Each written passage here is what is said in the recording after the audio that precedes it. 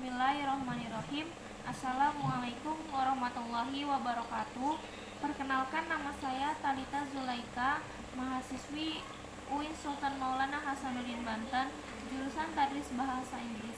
Di sini kami akan memaparkan materi kami yang berjudul Hubungan Antara Manusia dan Pendidikan.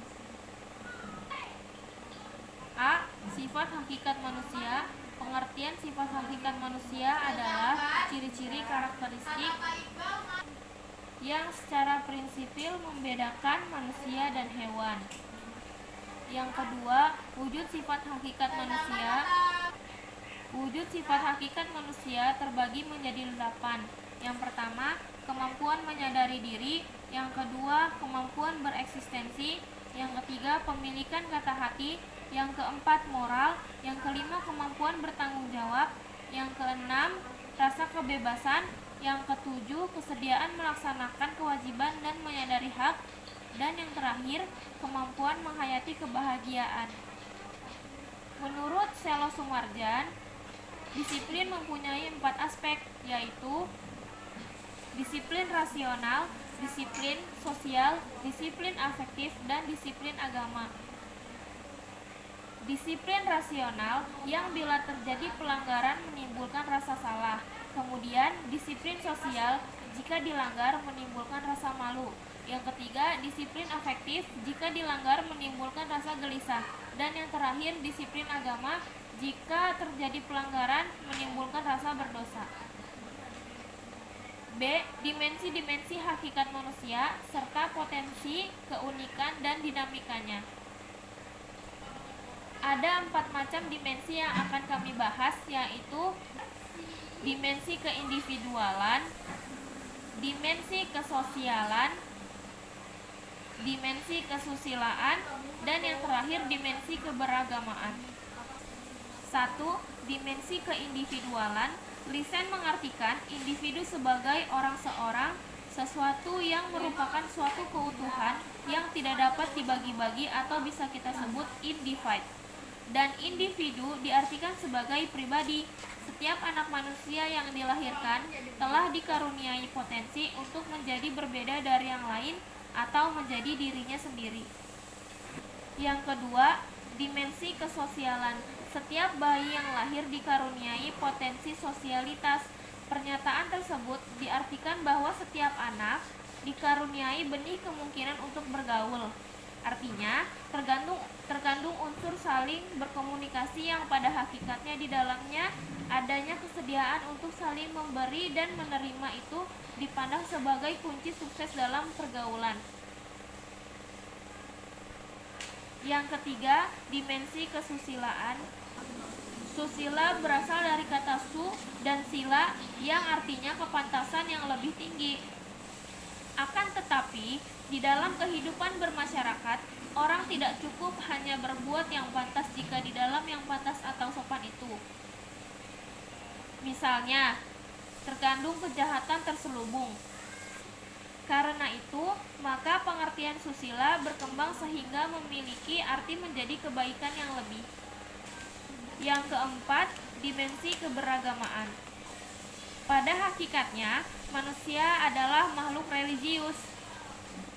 Sejak dahulu kala, sebelum manusia mengenal agama mereka telah percaya bahwa di luar alam yang dapat dijangkau dengan perantaraan alat indranya, diyakini adanya kekuatan supranatural yang menguasai hidup alam semesta ini.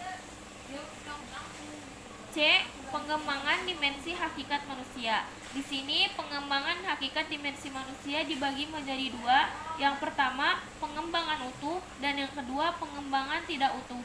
A. Pengembangan utuh. Tingkat keutuhan perkembangan dimensi hakikat manusia ditentukan oleh 2 faktor, yaitu kualitas dimensi hakikat manusia itu sendiri, potensial, dan kualitas pendidikan yang disediakan untuk memberikan pelayanan atas perkembangannya. Selanjutnya, pengembangan yang utuh dapat dilihat dari berbagai segi. Yang pertama, dari wujud dimensinya. Keutuhan terjadi antara aspek jasmani dan rohani. antara dimensi keindividualan, kesosialan, kesusilaan, dan keberagamaan, antara aspek kognitif, efektif, dan psikomotor. Meskipun diakui bahwa nilai manusia akhirnya ditentukan oleh kualitas berkembangnya aspek rohaniahnya seperti pandai, kreatif, terlalu memandang bagaimana kondisi fisiknya, namun demi keutuhan pengembangan, aspek fisik tidak boleh diabaikan. Karena gangguan fisik dapat berdampak pada kesempurnaan perkembangan rohaniah. Yang kedua, dari arah perkembangan. Keutuhan pengembangan dimensi hakikat manusia dapat diarahkan kepada pengembangan dimensi keindividualan, kesosialan, kesusilaan, dan keberagamaan secara terpadu. Yang kedua, pengembangan yang tidak utuh. Pengembangan yang tidak utuh berakibat terbentuknya kepribadian yang pincang dan tidak mantap. Pengembangan semacam ini merupakan pengembangan yang patologis. D. Pengertian pendidikan. 1. Batasan tentang pendidikan. Pendidikan seperti sifat sasarannya yaitu manusia mengandung banyak aspek dan sifatnya sangat kompleks. Karena sifatnya yang kompleks itu, maka tidak sebuah batasan pun yang cukup memadai untuk menjelaskan arti pendidikan secara lengkap. Maka kami lampirkan beberapa batasan pendidikan yang berbeda berdasarkan fungsinya. Yang pertama, pendidikan sebagai proses transformasi budaya. Yang kedua, pendidikan sebagai proses pembentukan pribadi. Yang ketiga, pendidikan sebagai penyiapan tenaga kerja. Yang keempat, pendidikan sebagai kemampuan untuk bekerja. Kemudian, definisi pendidikan menurut GBHN atau bisa kita sebut dengan Garis Besar Haluan Negara. Pada definisi ini, mereka mengatakan pendidikan nasional yang berakar pada kebudayaan bangsa Indonesia dan berdasarkan Pancasila serta Undang-Undang Dasar tahun 1945 diarahkan untuk meningkatkan kecerdasan serta hakikat dan martabat bangsa, mewujudkan manusia serta masyarakat Indonesia yang beriman dan bertakwa terhadap Tuhan Yang Maha Esa. Kemudian ada unsur-unsur pendidikan. Proses pendidikan melibatkan banyak hal, yaitu subjek yang dibimbing atau bisa kita sebut dengan peserta didik, kemudian orang yang membimbing yang bisa kita sebut dengan pendidik. Yang ketiga, interaksi antara peserta didik dengan pendidik atau bisa kita sebut dengan interaksi edukatif. Yang keempat, ke arah mana bimbingan ditujukan atau bisa kita sebut dengan tujuan pendidikan. Yang kelima, pengaruh yang diberikan dalam bimbingan atau materi pelajaran atau materi pendidikan. Yang keenam, cara yang digunakan dalam bimbingan dalam kurung alat atau metode. 1. Peserta didik. Ciri khas peserta didik yang perlu dipahami oleh pendidik yaitu individu yang memiliki potensi fisik dan psikis yang khas sehingga merupakan insan yang unik. Yang kedua, individu yang sedang berkembang. Yang ketiga, individu yang membutuhkan bimbingan individual dan perlakuan manusiawi. Yang keempat, individu yang memiliki kemampuan untuk sendiri. Kemudian yang bisa kita sebut dengan pendidik adalah orang yang bertanggung jawab terhadap pelaksanaan pendidikan dengan sasaran peserta didik. Peserta didik mengalami pendidikannya dalam 3 lingkungan, yaitu lingkungan keluarga, lingkungan sekolah, dan lingkungan masyarakat. Kemudian pembahasan selanjutnya, interaksi edukatif antara peserta didik dengan pendidik. Interaksi edukatif pada dasarnya adalah komunikasi timbal balik antar peserta didik dengan pendidik yang terarah kepada tujuan pendidikan. Pencapaian tujuan pendidikan secara optimal ditempuh melalui proses berkomunikasi intensif dengan memanipulasikan isi, metode, serta alat-alat pendidikan. Pembahasan selanjutnya, tujuan dan proses pendidikan. Tujuan pendidikan memuat gambaran tentang nilai-nilai yang baik, luhur, pantas, benar, dan indah untuk kehidupan. Karena ini, pendidikan memiliki dua fungsi, yaitu memberikan arah kepada segenap kegiatan pendidikan dan merupakan sesuatu yang ingin dicapai oleh segenap kegiatan pendidikan. Pembahasan selanjutnya, materi atau isi pendidikan. Dalam sistem pendidikan, materi telah diramu dalam kurikulum yang akan disajikan sebagai sarana pencapaian tujuan.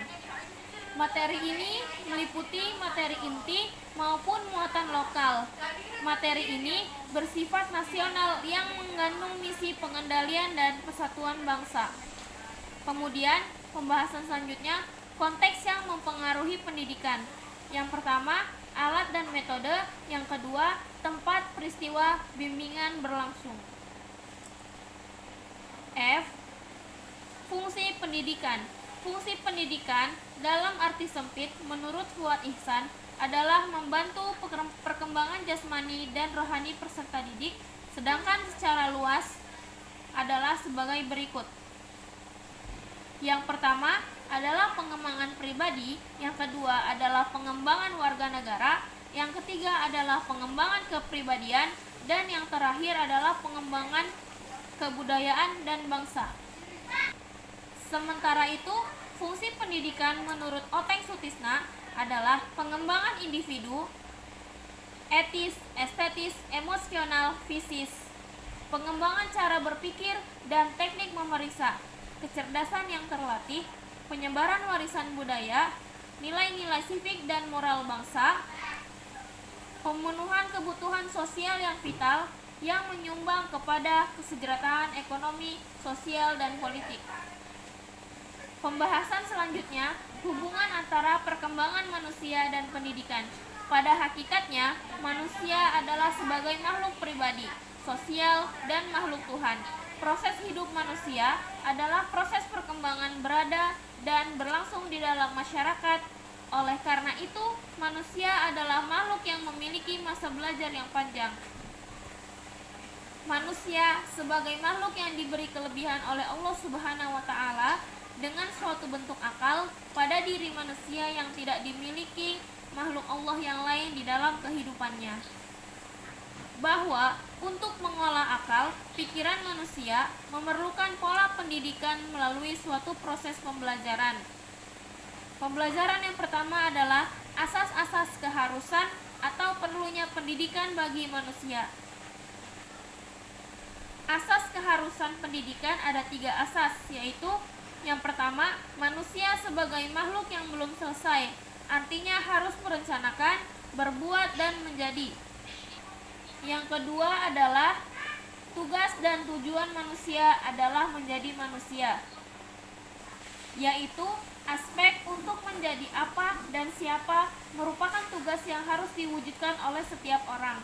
Yang ketiga, perkembangan manusia bersifat terbuka, yaitu manusia mungkin berkembang sesuai dengan kodratnya dan martabat kemanusiaannya. Sebaliknya, mungkin pula berkembang ke arah yang kurang sesuai. Contoh, manusia memiliki kesempatan memperoleh kepandaian, sehat jasmani, tata krama yang baik, tujuan hidupnya. Yang kedua, asas-asas kemungkinan pendidikan. Ada 5 asas antropologi yang mendasari kesimpulan bahwa manusia mungkin dididik atau dapat dididik. Pertama, asas potensial, yaitu manusia akan dididik karena memiliki potensi untuk dapat menjadi manusia. Kedua, asas dinamika, yaitu manusia memiliki potensi untuk dapat selalu menginginkan dan mengejar segala yang lebih dari apa yang telah dicapainya. Yang ketiga, asas individualitas, yaitu manusia sebagai makhluk individu tidak akan pasif, melainkan bebas dan aktif dalam berpendapat untuk mewujudkan dirinya. Yang keempat, asas sosialitas, yaitu manusia butuh bergaul dengan orang lain. Yang kelima, asas moralitas, yaitu Manusia memiliki kemampuan untuk membedakan yang baik dan yang buruk di antara yang dia pilihkan.